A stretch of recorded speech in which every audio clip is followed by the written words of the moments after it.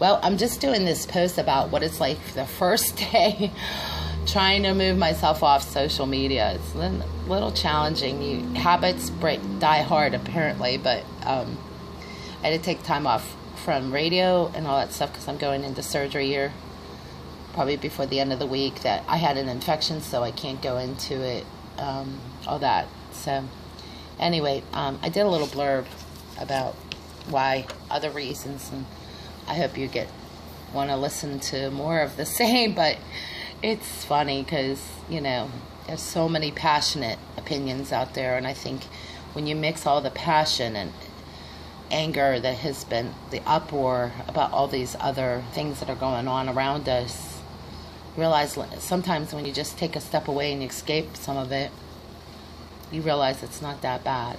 Life isn't that bad. It's these news stories are toxic.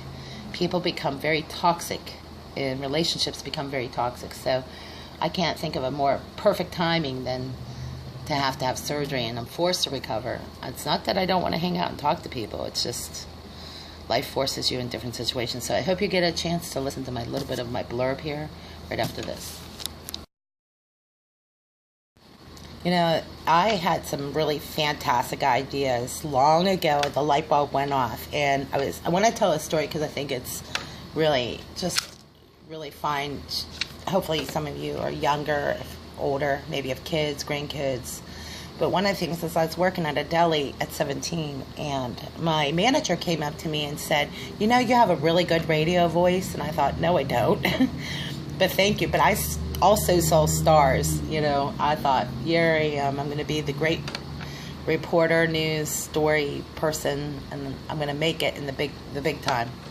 Well, I did. I got an offer, 2 offers, one with a weather channel and the other offer with a Newark radio station doing weather of all things. And it just so happened that's what I ended up falling into with a field report and third watch update. I didn't think of it that way, but looking back, I do. Well, I saw stars, but I also had a commitment. I decided when I was in college, I was a freshman, I decided this is not where I want to be. So I signed up after a little convincing some people around me, namely my roommate in college. She told me about joining the Army. I thought it seemed like a reasonable idea, and by the time I swore in, I was at the MEP station that day, and no sooner after that, in May, I was shipping out. And so when I got the offer, after I shipped out, came home, a lot of things kind of went sour at home. I was forced out in a situation where I had to get on my own. Not that I liked anything about it to this day. I don't like the circumstances that led to that, but I thought I was a dedicated person. I thought my parents would be proud of me, and it was the exact opposite. It was the exact opposite reaction. I think people didn't respond to me very well. I don't know that they were really comfortable with the fact that a girl in their family or a friend was going to the Army. I didn't realize the conflicts that I'd run into. It really forced me to feel more isolated. I thought, at that point, I was dropping a lot of weight. I was working, I was going to school, and I ended up having meningitis right before a week before my shipping date. And I just lost the opportunity. I didn't even have the mobility. I didn't have the ability to speak.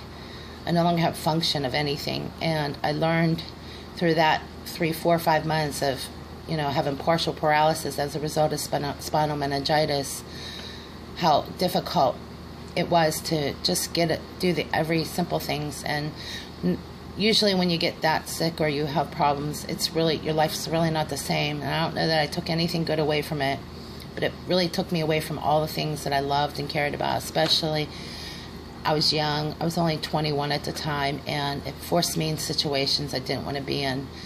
And I had to live with my dad, and then eventually I just struggled until I finally could get on my feet again and go to college.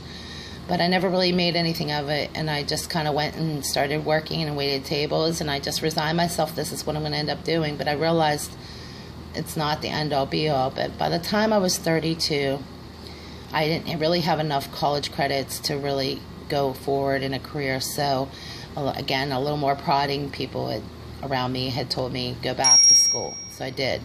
Really don't think I was doing what I wanted to do. But in 2003, I started following all the news that was going on at the time, and that's where the field report started.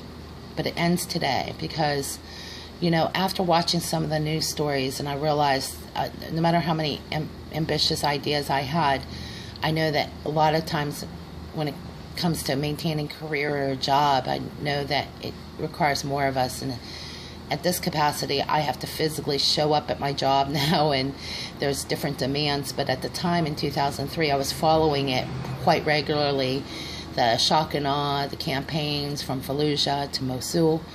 And I thought at the time, what I don't know today, is that we were doing a great thing. We're freeing people for democracy. And truthfully, I realized that a lot of what I was trying to do, and a lot of the noble causes that I really believe that our soldiers were doing something.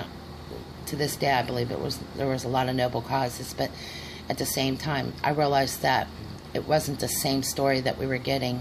When I did a little bit more homework, I realized it's not exactly what I thought it was. But isn't that how every job is, or any idea that you have? It's never really what you thought it was. Well, going back to 17 years old, I realized that while I saw the stars, I met some very important people in the world, and I thought, wow, this is neat.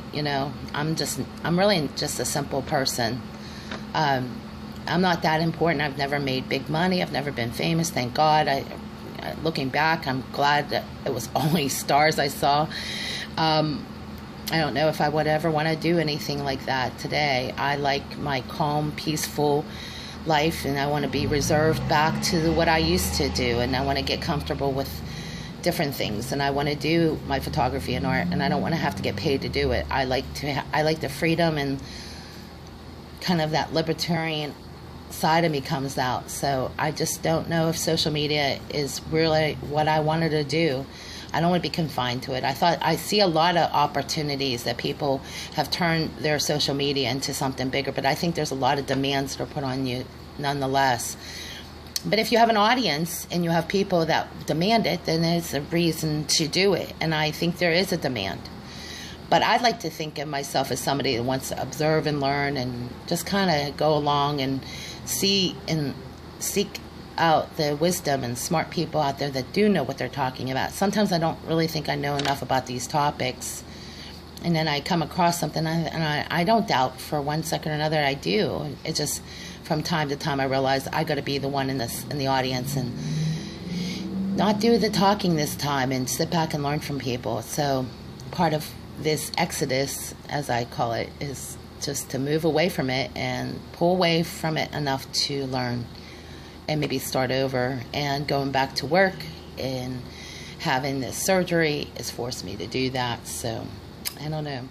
But if you want to stay in touch, I would be so happy to hear from you. If you want to write me a letter, I prefer letters. I don't do email. I don't do voicemails. I don't do any of that. So if you want to email me, you can, but I would prefer letters. I'm old-fashioned like that.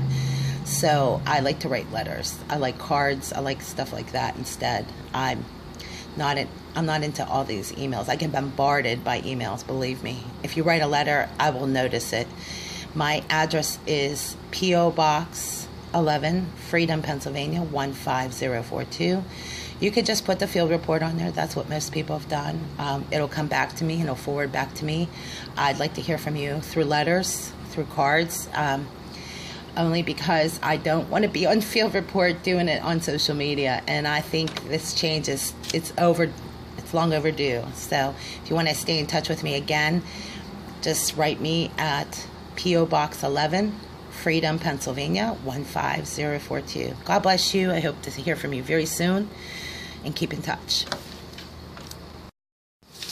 Well, if you heard that final so long, I'm not disappearing completely. I just need a break, and I really enjoy my vacation and time out. I just need a break from a lot of the demands and the pressures. I think some of you might appreciate that, and you might want to follow suit, but please write me that letter or card if you feel up to it. I am not really going to be keeping up with anything other than just kind of some real peace and just tranquility, if it's possible, while I'm recovering. So I hope you have a blessed day. May the Lord be with you always. God bless.